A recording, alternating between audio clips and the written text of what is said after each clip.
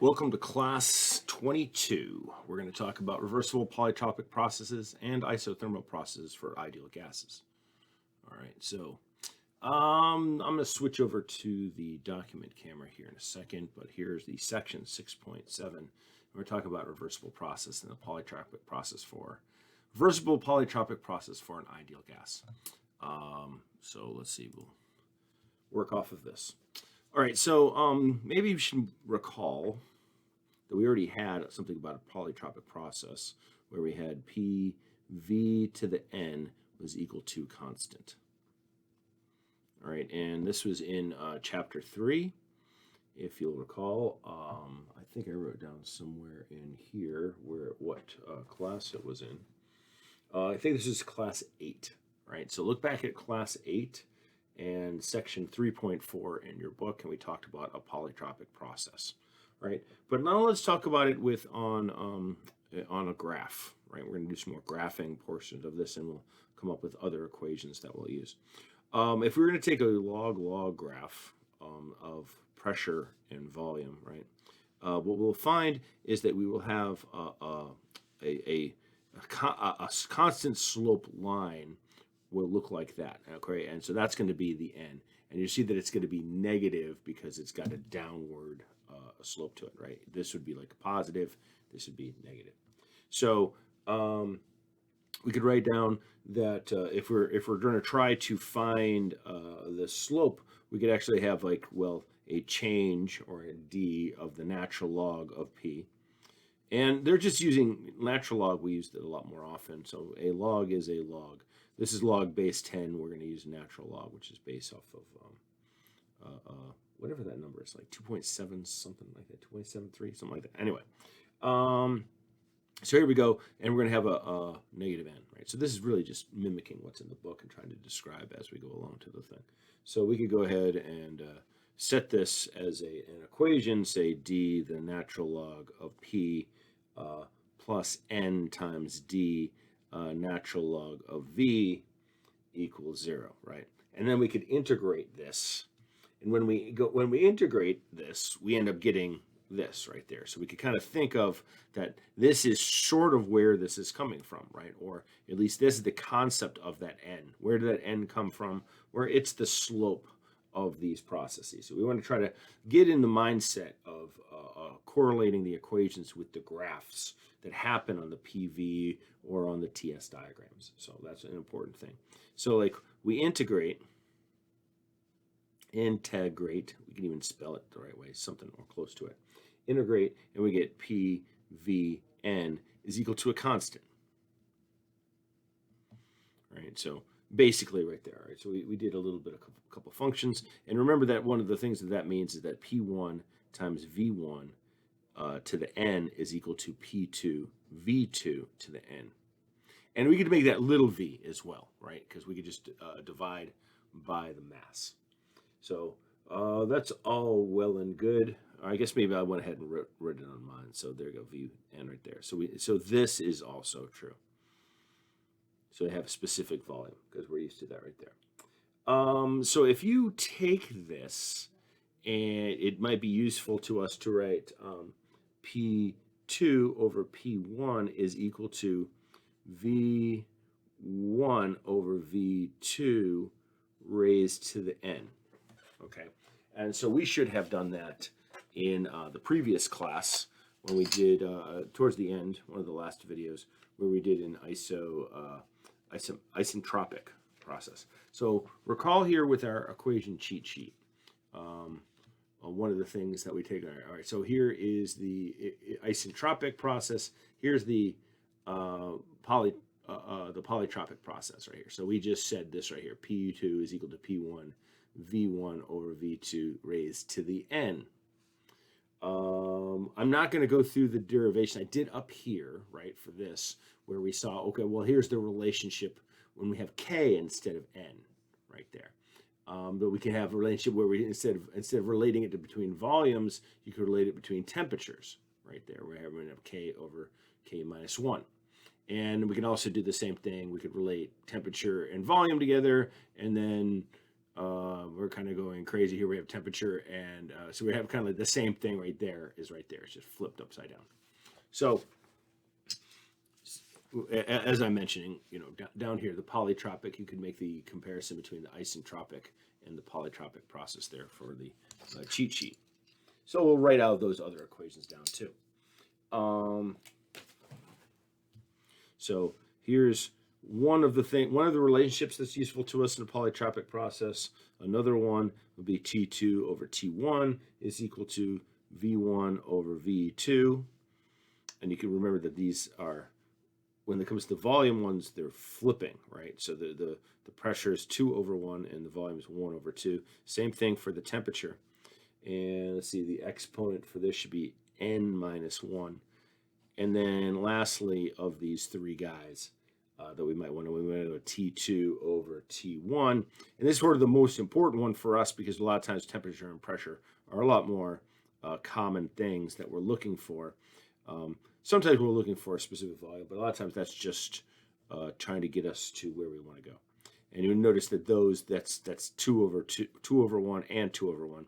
And I didn't leave myself a lot of room here, and that's too bad because this is the one that has a little bit more to it. It's the n minus 1 over n, right there. So we'll box it in there so we can kind of have it right. All right, I didn't leave a lot of room right here, but let me skip for a second to some of these relations right here. So this next portion is a pretty important one that you want to kind of come back to. It is relating what these exponents mean, right? And graphical, in terms of graphical terms, right? So we have a pretty good figure right here. It could be a little bit better. So let's describe what's going on here. So we have a PV diagram and a TS diagram. And I also included my something from Sengel right here. So this, in case you want to see this on the notes right there. This is also showing you the same thing as the PV. I thought this was a little bit more easier to digest right here. So this is right in here, can kind of help you look at that one right there. So for an isentropic process, what is n equal to? N is equal to 0. And you might recall from class 8, we did this before, right? So that's back in chapter 3. We did talk about an isentropic process. What does that mean? Well, it means that this is, wait, did I say that wrong? No, this is isobaric. Excuse me. I jumped the gun. This is isobaric. So isobaric means that the slope is 0. Therefore, it's a flat line, right? So that means that, and so in other words, that P is constant, right? So an isothermal process, all right, so that's going to make sense over here. The slope on this one is going to be 1, right? So so it's isothermal, so it's going to go straight across over there. So this n is equal to 1. And that means that T is constant, right? So, and that T equals constant. So coming back up to here, one way that you could recognize that is that, okay, so that's going to be 1. So P2 over P1 is V1 over V2. Well, how should I remember? Well, just remember that we're, the ideal gas law. Recall that we're going to have PV equals RT, but now T is constant and R is constant. Therefore, PV equals PV, right? 1 and 1 and 2 and 2, right? Because N up here is equal to 1, right? So it's just PV equals PV, states 1. And of course, you would also often you'd have a T underneath this right here, but those are constants in isothermal. So just recall that. Isentropic, well, that's going to be N is going to be equal to K, right? So so the thing that we did in the previous class, in one of the very last videos of the previous class, we got equations that looked nearly identical to this, but we had K everywhere instead of N. So the polytropic process will equal an isentropic process if the exponent is equal to K, and remember K is the specific heat ratio, right? And the specific heat ratio for air is 1.4, for instance. So if you're dealing with air, but you have a 1.3 polytropic process, it is not an isentropic process. It's a polytropic process, and it goes in a slightly different path. But this is going to be S is equal to a constant because it's an isentropic. Isotoric is another way. I think isometric, I'm pretty sure, is a name for a constant volume process. So that's going to be straight up and down, right here, straight up, and it's okay. They're showing it right here, so you can see it on the TS. There are different curves on the PV and the TS, and one of the diagrams is often easier to envision what that curve is going to be, and the other one can be true. They can help, but this figure is something that you can go to. So right here, we're going to say that n is equal to infinity, right? So so that means it's constant. Right here, you wouldn't use either of these equations, right? Well, you wouldn't use any of these equations because they're all n's. But if you were to have an ideal gas for the thing, you'll write in a second. You would say that then P over T 1 is equal to P2 over T2, right? That's what we would end up saying for when you have a constant specific volume. Well, take a closer look at some of the paths right here. For instance, all right, so here's n equals 1, right? And of course, we're going in this direction right here. That's going to be, and so here we have, this is the isentropic. So you can see that, like, maybe if n were to be equal to like 1.3, right? Let's say that we're dealing with air, it's 1.4. The 1.3 would be right in between these two. Right there, right? Getting close to the getting really close to the end, because that's not much of a difference, right, compared to 1. So it's closer to the K if it was 1.3. So this right here, we can see that line is going to be n is less than K, and then any line that you had over here would be n is greater than K. Can happen, right? Right here, this is a special case where n is equal to K, and that's the isentropic process. We also note that they have drawn in here n is equal to 1, and that's the isothermal process. And then we already pointed out this is the isobaric process. And right here is the isochoric process, which is easier to see because here is V is constant, here is P is constant, right? So getting used to this, getting your head wrapped around is going to be very important. And then we could do the similar thing over here. Also note that we could go in opposite directions. We don't have to. This is the direction this thing goes, but you don't really see much of the negative ones. Really, to tell you the truth, right? A typical PV diagram, it looks like what's called a banana curve right there, right? So this is things to come. Gasoline and diesel engines, they also have right here, and we usually call it a banana, so you can see that we can arc this way. That's not always true over here. Sometimes we do have things that lean to the left and lean to the right. If you have n right here, they don't draw this one in here, but this is, okay, so here's n equals K. This is n is greater than K. We have a line right here. But it'll often be the case that n can also be less than K. So we'll come in right in, oop, I got to be careful of this one. I think I'm okay. Yeah. No, this is okay right there. Okay, so they already drew the thing in there. My bad. They drew it in. So right here, they drew it in. This is the n is less than K. Right in there. So you can see that they kind of cross with each other like that way right there. So these are important things to note. All right, so here is, you don't really need to stick around for this whole thing, and there's not enough room on my page. But I want to talk about, I'm going to write down what the equation is, so that's something you're going to want to have for the polytropic work. And here is the equation, and then I will prove it, but you don't have to stick around for that. So here you go, P2 and this is not a per mass basis, so I made a big W anyway, so that's going to be, so P2 V2 minus P1 V1 divided by N1 minus N. That's if you have pressure and volume at both points. Here you go, you can find the work. Sometimes you have temperature instead, so a shortcut is to go M. So this is not a per mass basis, so we need the M times R times T2 minus T1, and that is also divided by 1 minus N.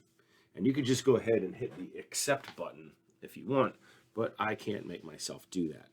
So anyway, on here, you can see this where it is on our cheat sheet, where we have, and this should be a lowercase w, because you see the M is gone right there, but they just not making the lowercase w look like a lowercase w. Or just being lazy and made a W. You see, you got small q. Everybody's lowercase, and whatever that W got big. But here's the one we just wrote right there. And they have even another variety here. God only knows why they did that. Maybe because if you don't know what V2 is going to be, they went ahead and found V2 for you. Something along those lines. I don't know why they gave you these variations. I picked this out of the FE equation booklet, by the way. Not the FE equation booklet, but the Lindeberg FE review manual. It's a good book to have. So you could just hit the I believe button and be done. But I'm going to go, well, how do I know this? Well, maybe, do I want to try? It's a long derivation. They didn't do it in the book, but I had to know. And I even got stuck on the algebra along the way. So full disclosure. We know that work is going to be, as definition, P dV, going between 2 points, right? So we have P, but we found that P times V to the N is equal to a constant. So we can go ahead and solve for P and say it's going to be a constant divided by V to the N, and stick it into there, right? And then integrate it.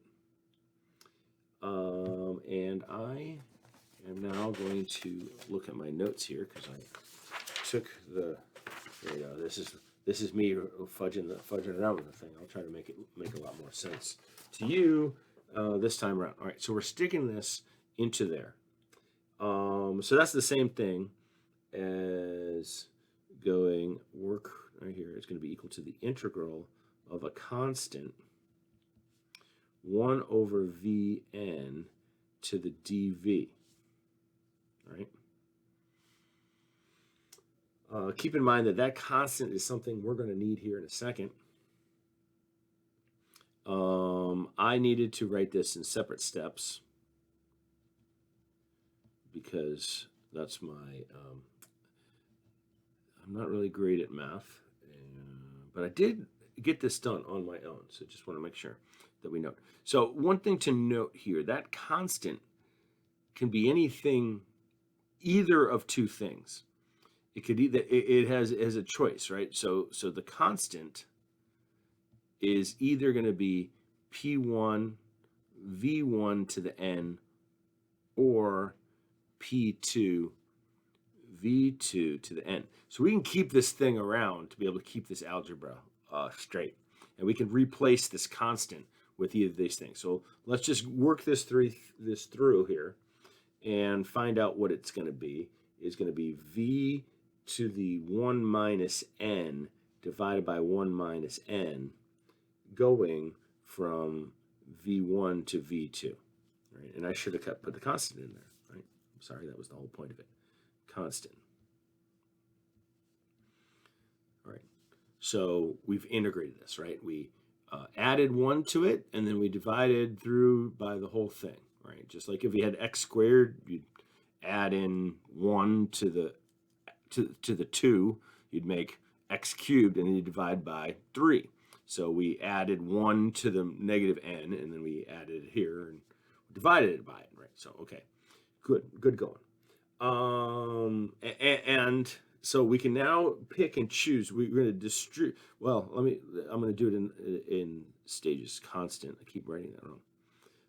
Over 1 minus n, and we have v2 to the 1 minus. Excuse me, 1 minus n. Minus v1 to the 1 minus n.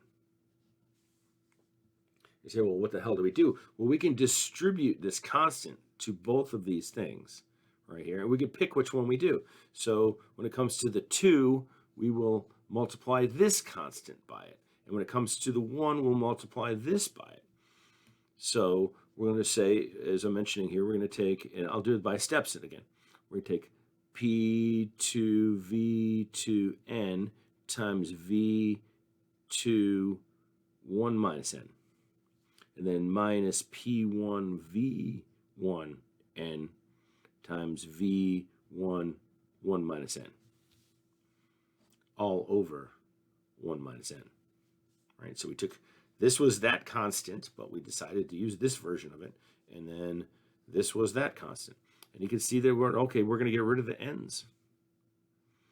And an n and a negative n. And, you know, when you're multiplying these things by each other, you add the things together, and we're adding the things together.